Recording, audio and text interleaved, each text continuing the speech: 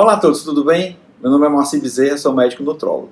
Bem, eu estou gravando esse vídeo para responder uma pergunta que tem sido relativamente comum aqui no meu dia a dia, tanto em alguns pacientes de consultório, quanto em algumas pessoas que falam comigo em redes sociais e nos ambientes que eu tenho frequentado. A pergunta é a seguinte: Moacir, o Dr. Moacir, eu tenho bebido quase todo dia ou todo dia durante essa quarentena e eu queria perder peso. Isso é possível? Bem, para responder essa pergunta, resolvi gravar um vídeo, né, porque não é uma pergunta fácil de responder, e eu precisava falar sobre algumas coisas a respeito da bebida alcoólica. A primeira coisa que eu gostaria de falar é sobre o mito do vinho. Então existe um mito, existe uma informação que percorre a mente popular de que tomar uma pequena porção de bebida alcoólica todos os dias diminui o risco de ter uma doença cardiovascular.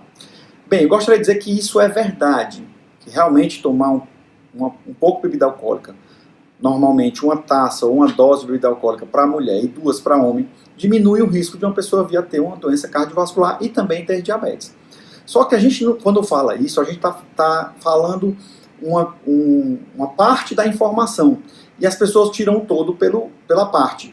Então, quando eu falo que diminui o risco de ter doença cardiovascular e diabetes, eu esqueço de dizer, ou não estou informando, que a pessoa, quando toma essa pequena quantidade de bebida alcoólica, ela aumenta o risco de ter outras doenças também que podem estar associadas com bebida alcoólica. Notadamente doenças neurológicas, principalmente demências na terceira idade, doenças hepáticas, tá? E também doenças relacionadas ao trauma, que em pessoas entre 15 e 49 anos de idade é a causa mais comum de morte. Então, a gente pode sim dizer que tomar um pouco de bebida alcoólica diminui o risco de ter doença cardiovascular e diabetes, mas eu não posso dizer que tomar esse pouco de bebida alcoólica diminui o risco de ter doença ou de morrer. Tá? Então isso não é verdade. Então a gente tem que entender que qualquer quantidade de bebida alcoólica que o indivíduo venha a consumir aumenta o risco de doença e morte. Apesar de que diminui o risco de ter um tipo de doença específica, cardiovascular e diabetes. Na verdade, 2 tipos. Bem, isso se dá pelo próprio álcool e não pelo resveratrol que o vinho contém. Então, quem mais usou essa informação foi a indústria do vinho, já que o vinho de todas as bebidas alcoólicas, né, principalmente o vinho tinto, é aquele que contém mais esse antioxidante, que é o resveratrol. Mas na cerveja também tem, tá? E a gente normalmente não escuta dizer que beber um pouco de cerveja diminua o risco de ter doença cardiovascular. Bem, mas na verdade, o resveratrol que tem no vinho é a quantidade tão pequena que não consegue fazer com que você tenha o benefício do próprio resveratrol. Sim, é verdade que o resveratrol diminui o risco cardiovascular, mas a quantidade que tem no vinho não dá esse benefício. Na verdade, o benefício se dá por conta do próprio álcool. Então a gente vai definir agora, eu vou definir agora, o que é uma dose padrão de bebida alcoólica. Uma dose padrão de bebida alcoólica seria vinho, uma taça ou cerca de 185 ml. Cerveja, uma garrafa de 350 ml. Destilado, uma dose de 50 ml. Pode ser uísque, pode ser vodka, pode ser cachaça, ou pode ser gin, que agora está muito na moda.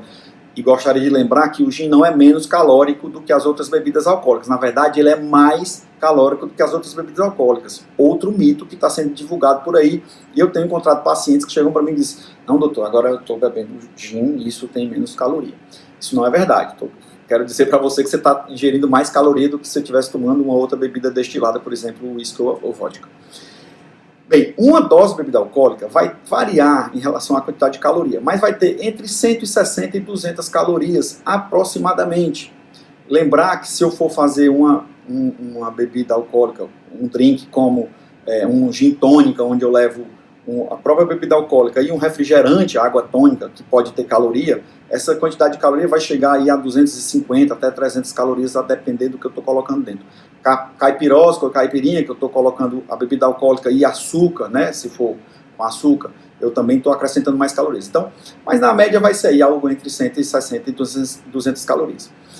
Uma taça de vinho tem 180 calorias. Então vamos pensar, se eu tomo todos os dias da semana uma taça de vinho, que tem cerca de 180 calorias, no final de uma semana, 7 dias, eu vou fazer a conta aqui de cabeça, vai dar mais ou menos umas 1.200 calorias, tá? A mais. Bem, eu sei que para eu perder peso, eu preciso de um déficit calórico de algo em torno de 30% da caloria ingerida, da caloria que eu gasto durante o dia. Então, uma pessoa que gasta 2.000 calorias, ela tem que ter um déficit de 30%, que seriam 600 calorias, certo?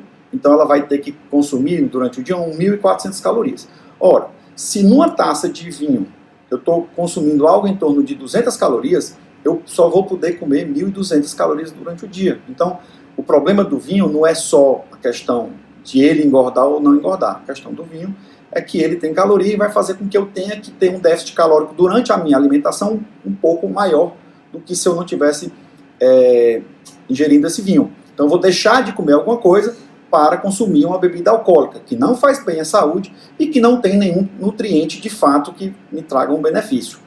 Só que eu quero lembrar de algumas coisas. Primeiro, é comum no nosso meio, principalmente em pessoas de idade um pouco maior do que 20 anos, tá? Lá dos 25 para cima, como a minha idade, né? Tenho mais de 25, dá para notar, que a gente consuma alguns alimentos durante a ingestão de bebida alcoólica. Então você vai tomar um vinho, você vai comer um queijo, você vai comer um salame, você vai comer uma carne, você vai comer alguma coisa com um pãozinho, um patê, alguma coisa que tem caloria. Então pode ser que esse consumo de caloria fique muito maior. Então eu vou deixar de comer um alimento nutritivo, tá? Já que eu estou pensando em déficit calórico, em deixar de comer um alimento nutritivo para estar num ambiente onde eu vou comer e beber alimentos não nutritivos e bem calóricos. Só que tem mais uma coisa, que é ainda talvez pior. Quando a gente toma bebida alcoólica, a gente normalmente tem mais fome depois que a gente come. A maconha é uma droga conhecida por dar uma espécie de... dar um aumento de fome chamada de larica. Tá? Então a larica seria aquela fome que o indivíduo que fuma maconha tem depois que ele ingere maconha.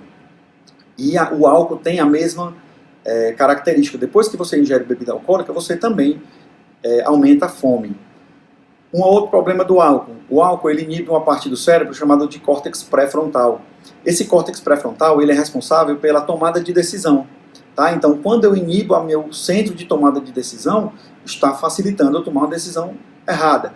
Então, se eu tomo bebida alcoólica, eu estou consumindo muita caloria, eu venho junto com alimentos muito calóricos, estou fazendo mal para a minha saúde, eu estou aumentando a minha fome depois que eu vou consumir e eu estou com a capacidade de tomar uma decisão prejudicada e pode ser que eu venha a comer alguma coisa que eu não deveria comer.